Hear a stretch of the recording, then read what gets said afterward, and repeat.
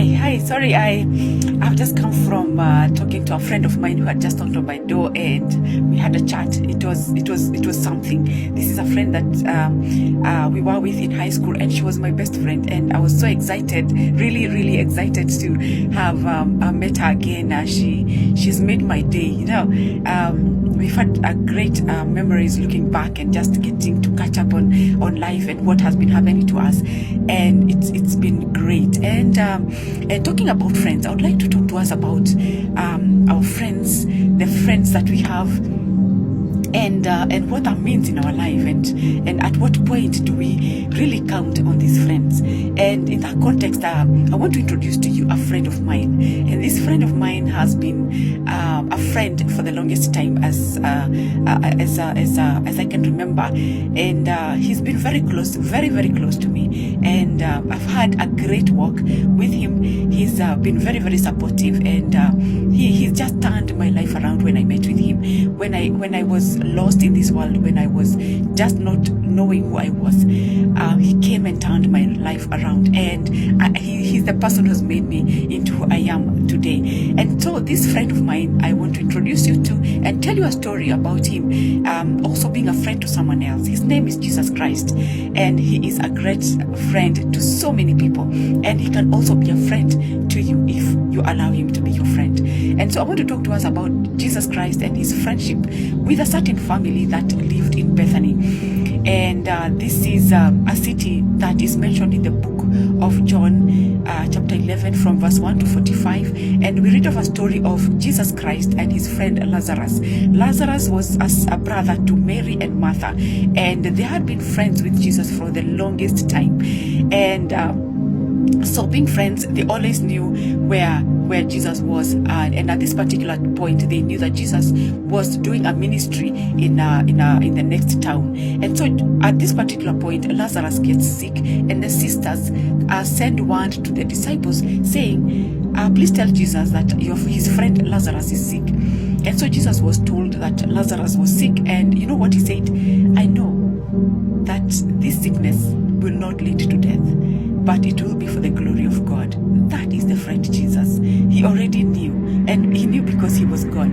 And so Jesus did not even hurry to go to see Lazarus. He stayed on for 2 days. And then after those 2 days, again, Martha and Mary sent word to him, and they say that now your friend Lazarus has died. But before that, Jesus had already told his disciples that our friend, because Lazarus was also a friend to the disciples, that our friend has fallen asleep, and we will go and wake him up. And so even when he was told that Lazarus had died, the disciples were like, Jesus told us that Lazarus was asleep, and we will go and wake him up. And Jesus, reading their minds, he said, no, Lazarus is dead, but we will go and wake him up. And so Jesus, after 4 days, is when he gets to their home.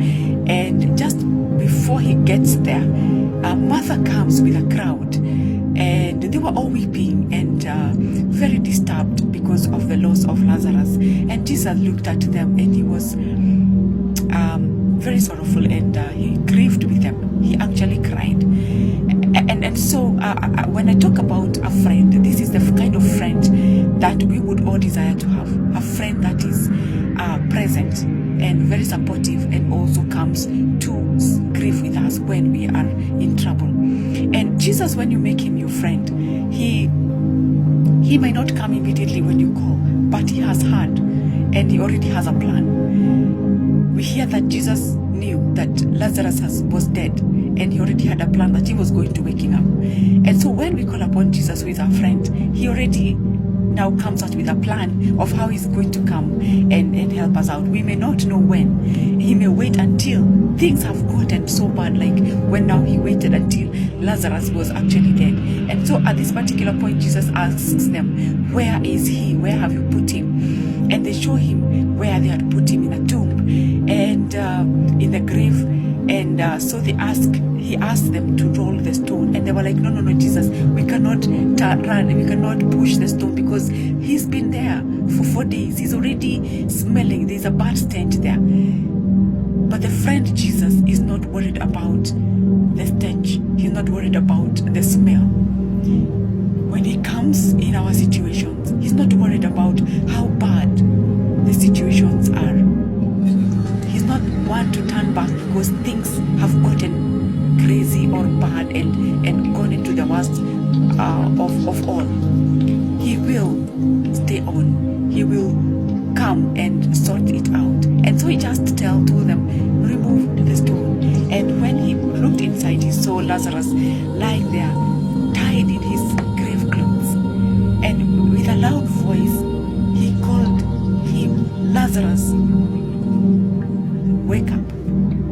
And there and then, Lazarus wakes up. Being a friend of Jesus has a lot of advantages, that when we are dead in our situations, Jesus will call us by our name because we're already friends.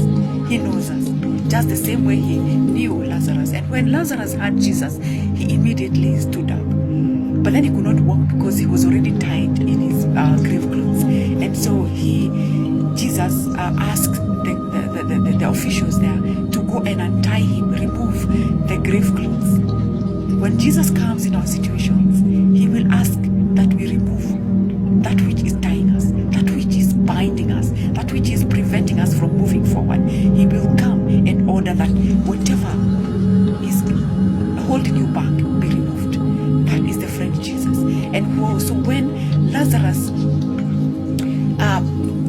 grave clothes were removed, he was a free man. He felt so free. And that is what Jesus comes to do in our lives. That when we allow him to come and be part of us, he is able to order our lives back to order. He is able to order us back to where we are supposed to be. That is Jesus Christ. That he will not stand and watch us we get destroyed by illnesses, by situations, by the environment. Like especially right now, things are just crazy. But one thing I've known, that every time that I've called upon Jesus, he's always provided an answer. But sometimes we give up. Like when Mary, when he met Jesus, he told him, Master, if you had been here, my brother would not have died. We always get to that point as human beings because we are human. We may feel like we want to give up because Jesus may have taken long to come. And when he finally comes, we're like, Jesus, where have you been? Things have been so tough. But when he comes, he changes the whole thing. He changes the situation. And I would want to encourage you to strengthen your relationship with Jesus Christ. Because when he comes, things are no longer the same again. When you have an encounter with Jesus, he comes and changes your life. He comes and removes everything that is holding you back. That is the friend, Jesus Christ, that I come to encourage all of us to get into a relationship with. You will never regret this relationship, this friendship with Jesus. He is a friend like no other. And I love the song that says, what a friend we have in Jesus. He's the greatest friend that you can ever have. He's the greatest friend that will stand by you at all times. Our earthly friends, sometimes they forget us. They will sometimes not even come when we need them, or never even come. But when Jesus comes, he turns things around. Just the same way he turned the life of Lazarus around by raising him up from the dead. It's the same thing that he can raise our situations. Where they're dead, he will raise them up again. I encourage you to get into this relationship with Jesus Christ. He is the greatest friend that you can ever have. And once you have an encounter with him, your life will never be the same again. That is my friend, and I want to introduce him to you, that you get to know him, get to understand him, and get close to him. Your life will never be the same again. What a friend we have in Jesus. May he be your friend today. God bless you, and aim to have Jesus as your friend.